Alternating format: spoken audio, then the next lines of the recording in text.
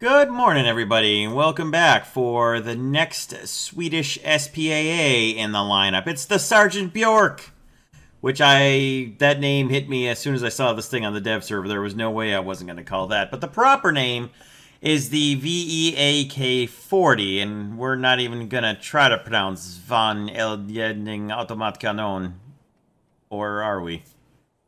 Anyway, that's the total proper name for Swedish. It's going to be either the VEAK 40 or Sgt Björk for the rest of this video. So there it is. It's an 8.0 battle rating self-propelled anti-aircraft. It certainly does evoke thoughts of the Sgt York, which obviously that's where the nickname Sgt Björk comes from because, well, of course. Let's take a look at the X-ray. So we've got your driver over here. He's in the rotating turret, so that sort of evokes the KPZ MBT-70, but aside from that, we've got the gunner and we've got the commander here. We've got an awful lot of ammunition for the two guns. 420 rounds, in fact, so, I don't know, I guess you could make other jokes and nicknames about it there from the ammo count, but got quite a large, impressive transmission and an engine down there with a decent amount of horsepower.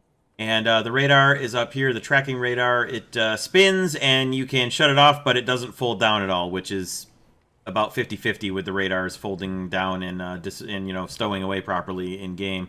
I don't even know that one actually does. It just looks like it does from the articulation there and the armature on the thing. Anywho, turret rotation speed is 70 degrees a second, roughly 67.9. Vertical is -5 to 85 degrees, 300 rounds per minute, so you can fire that empty fairly quickly. Reload rate is half a second. That's pretty good. The 3 crew, 29 tons, top speed of 37 miles per hour. We'll see if it gets even close to reaching that. And 1 coax 7.62 machine gun with 1,000 rounds. So it's kind of nice that it's got a coax machine gun on it. For the armor, well, as usual, this is a case of don't get hit because you're gonna not exist very quickly after getting hit. Now, there's a possibility you could survive a hit directly to the breach blocks, but I don't see that happening. Other than that, yeah, pretty much try not to take a hit. The turret is just a big old box to protect the crew from the rain and, snow and stuff, and that's pretty much it. So it's not really going to do much for you. So we'll take a look at the modifications, and there's some interesting stuff going on here in the modifications tree. So normally you'll see a 50-50 mix for the default belt. Then you'll see an HE focused belt for better anti-air use. And then later on you'll see an AP focused belt for better defending yourself against tanks or taking the thing on the offensive in the case of like the ZSU-57 or the Falcon or a few other type SPA that people like to use as tank destroyers. This one, though, quite interestingly, in the first tier of modifications, there's quite a surprise waiting. So the stock ammunition is semi-armor piercing, high explosive incendiary, and then 50-50 with high explosive frag incendiary tracer.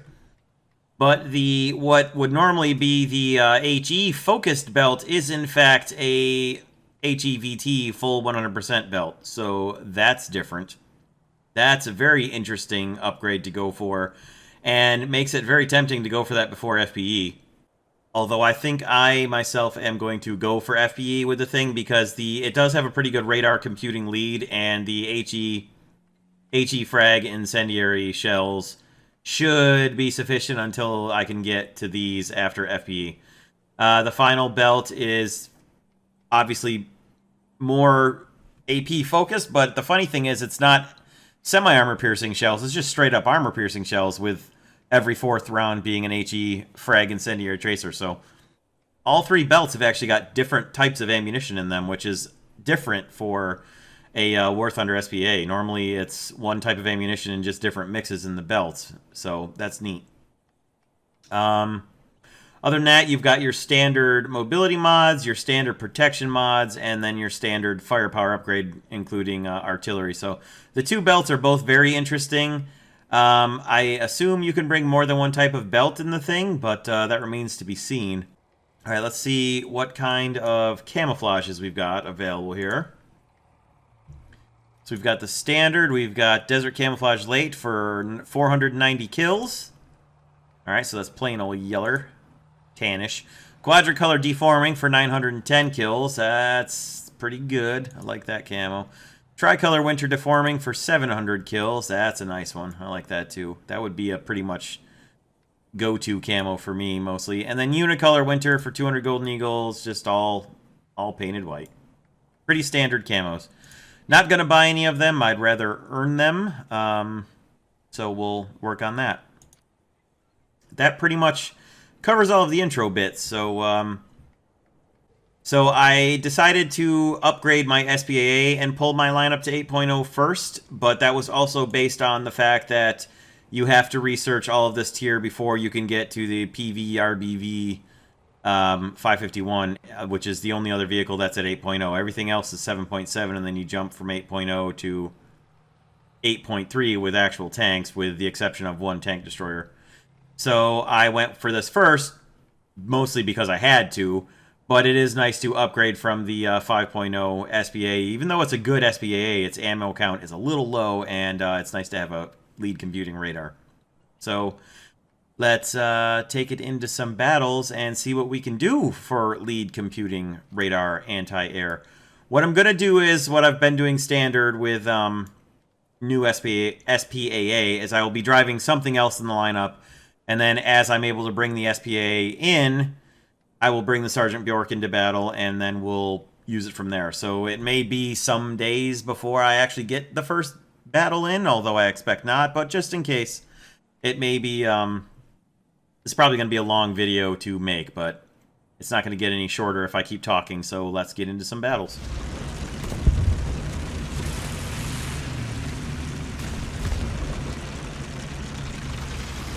T-44-100, never mind. We got air contact somewhere. There it is. Come on, keep backing up.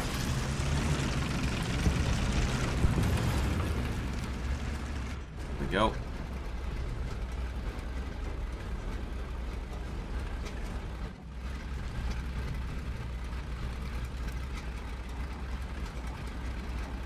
Oh, there's two of them.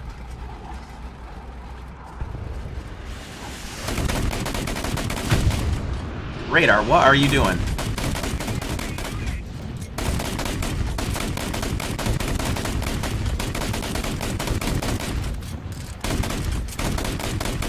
Oh my god, my gun guidance is all over the place.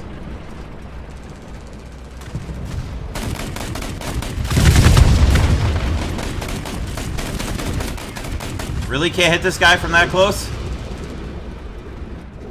Get out, just manually aim. Jeez.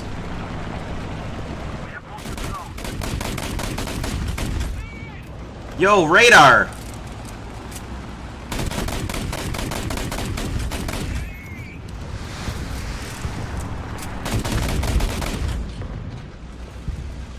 Okay, that was different. Well, we managed to pull that one off. It was looking pretty grim for a while there. Yeah, I'm glad we won because I had used a 300% Silverline booster that was 20 minutes from expiring, so that's nice.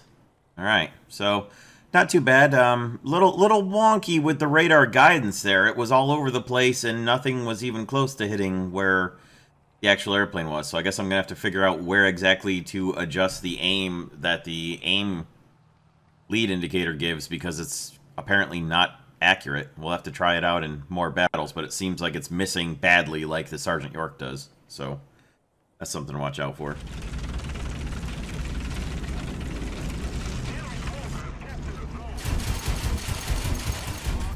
Look at this guy. Get out of my spawn, Vickers. Get out of here. That kill got us parts. So we'll start on FPE. We're about halfway to FPE. Okay, moving on.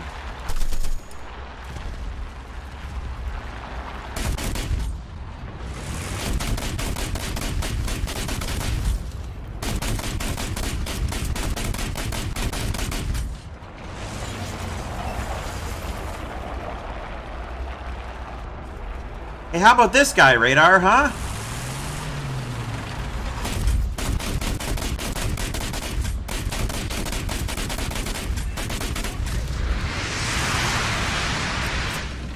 Radar aim is so far off.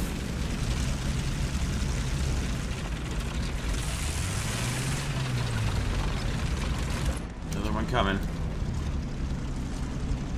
Oh, it's a helicopter. No, it's not a helicopter, it's P-47.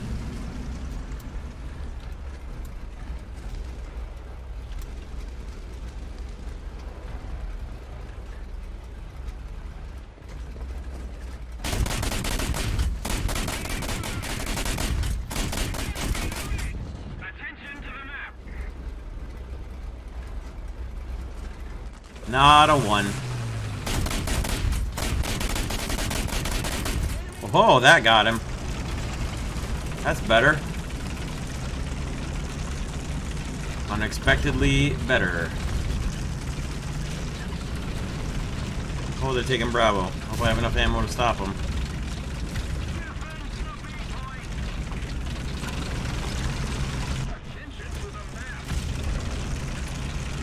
Well, I was pushing into Bravo to get more ammo back.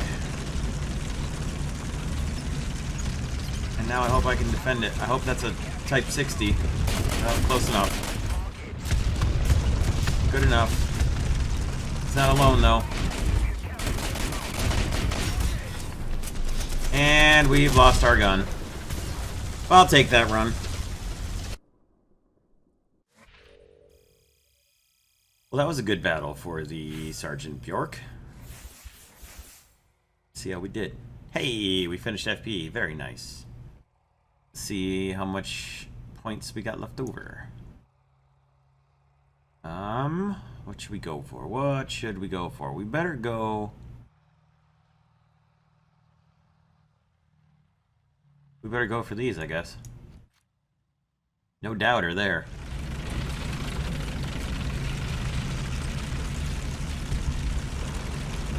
Oh, hello.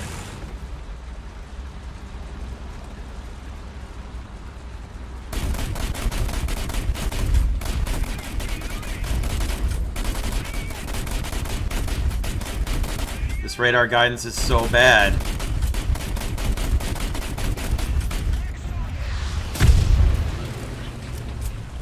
Jeez.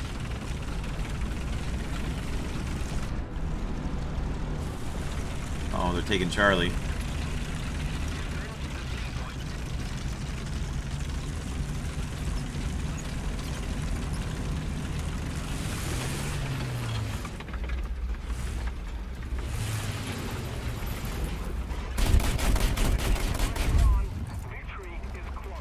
All right over him. All right, a capture is nice.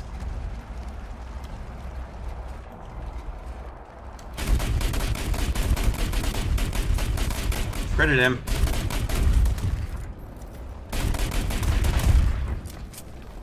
Not sure what I critted on him, but I critted him.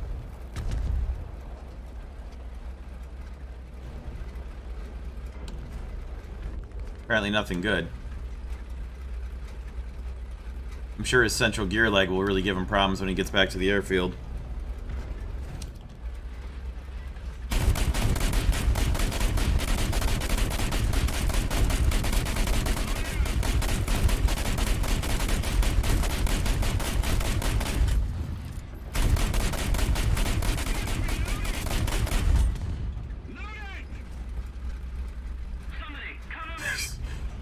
Radar aim is just useless. It's just useless.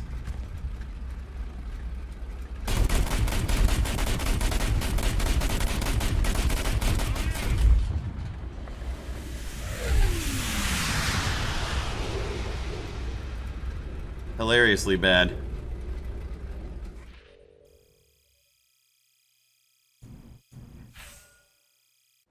That got us some RP though. Oh, look at that. That's a good battle to use 150% booster on. Not bad there. Not bad there. Let's see what else we can do, and we got a new vehicle to drive, so that's nice. We can replace probably the UDES, I think. Alright. Not too bad. All right, track suspension adjustment of fire, I think, is the next one to go for. The all AP belt is nice, but I'm primarily trying to focus on anti-air, so there we go. Okay, enemy air coming in.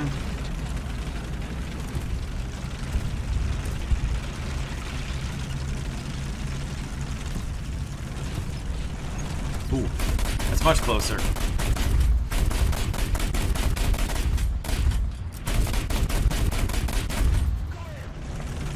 Crit on him.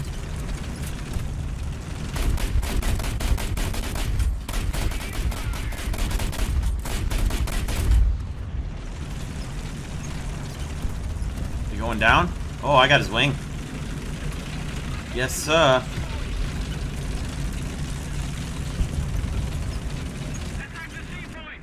Radar. I know you can see the guy.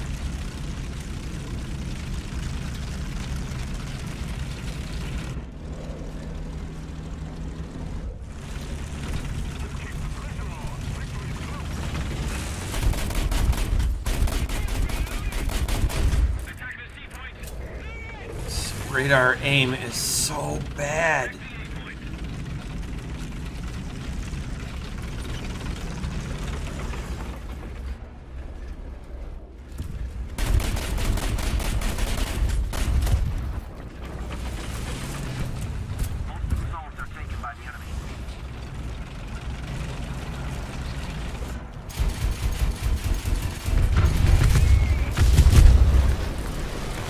I didn't hit him? What kind of shell drop is there on these 40 millimeters if I didn't hit him from that range?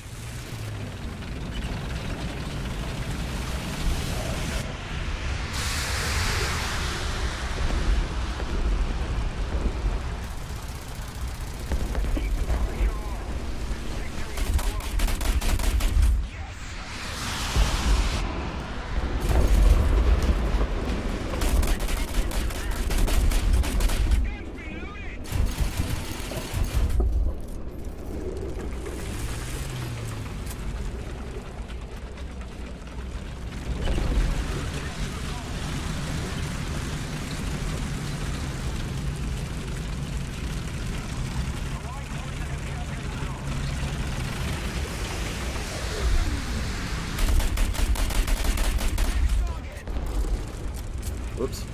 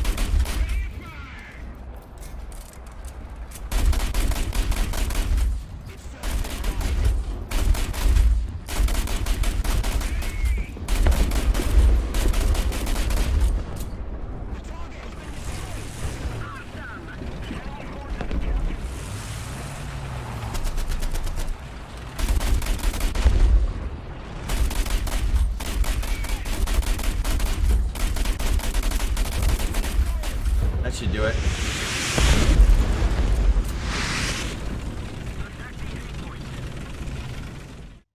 Alright, gang. I think that really covers it for the Sgt Björk here. For closing thoughts, really, at this point, with the current iteration of the radar guidance, I think the best use for the radar is determining the range and figuring out if they're within your viable firing distance, and then just turn off the lock so it doesn't try to steer your gun and just aim the guns manually. Just lead in front of them, and if you practice enough, you'll get good at actually leading the target. And if you've got the if you have the proximity shells, then you're probably going to get pretty good hits on it. It doesn't work pretty much at all for the just straight up the straight up high explosive frag impact shells. Trying to guide them with the radar lock is next to worthless. So get the proximity shells as fast as you can. I mean, you could make those your first thing if you really wanted to, but I still suggest parts first. And then get the proximity shells, and then you can you'll get your lead down, and you'll start doing pretty good damage with the proximities with the rate of fire on the both of these Bofors here. So not bad. Yeah, so here's the final progress I've got on my modifications here. I don't really have all that much done. Horizontal and adjustment of fire is pretty good. Vertical, of course, is elevation mechanism is what I'm going for next. And proximity shells and parts and FPE. We'll work towards artillery soon afterwards, but elevation, and then probably, I suppose, filters, because we'll have to do one more thing, but yeah. And then suspension and tracks quickly after that. And then I will be working towards the LVRBV as an upgrade. It's tempting to keep the Sgt Björk and the LVRBV in my lineup together as a 1-2 punch of anti-air. One missile launcher and one relatively more versatile gun anti-air, not gun launcher. I considered getting the AP belts to use for anti-tank purposes, but it's an anti-air vehicle. It's not really, I mean, you know, it's, for me, it would be a last ditch. It'd be a last ditch effort to try and go anti-tanking in this thing, only really for self-defense purposes. So I'm primarily using it for anti-air and anti-helicopter. So the AP rounds exist. Just know they exist and get them eventually. But for me, the anti-air vehicle is for anti-air, so that's how I use it. So that's it. Hope you guys enjoyed this. Let me know what you thought in the comments below. We'll see you all very soon for the next War Thunder new vehicle video, and have a great rest of your day, everyone. Thanks again for watching. Take care of yourselves out there.